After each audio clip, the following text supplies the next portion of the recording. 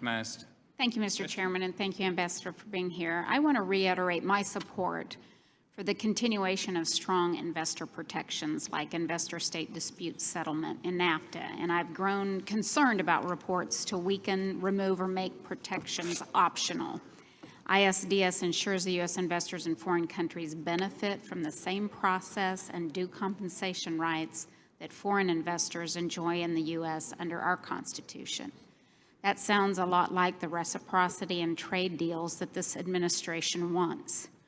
Foreign investment by U.S. companies also creates and supports U.S. jobs. For example, the family farm and ranch operations in my district who depend on exporting their products to Mexico utilize Kansas City Southern's railroad to provide that vital link to reach these crucial markets.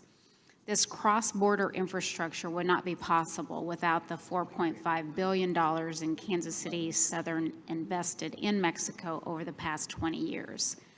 Additionally, when the House and the Senate last passed Trade Promotion Authority, it established ISDS as a negotiating objective.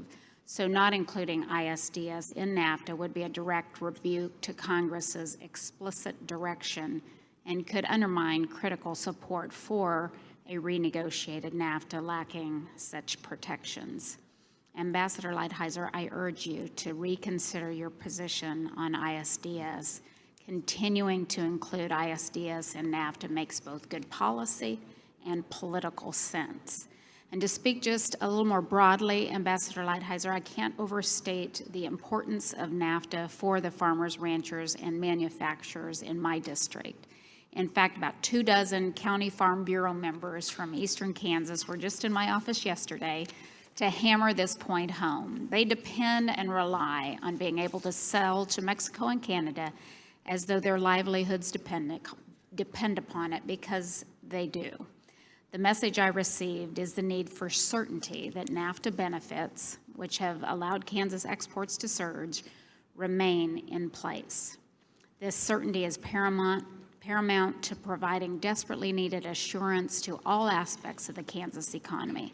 The small towns across my district that make up America's agriculture heartland are depending on the administration getting this modernization right and moving on to expanding into new markets and joining new trade deals.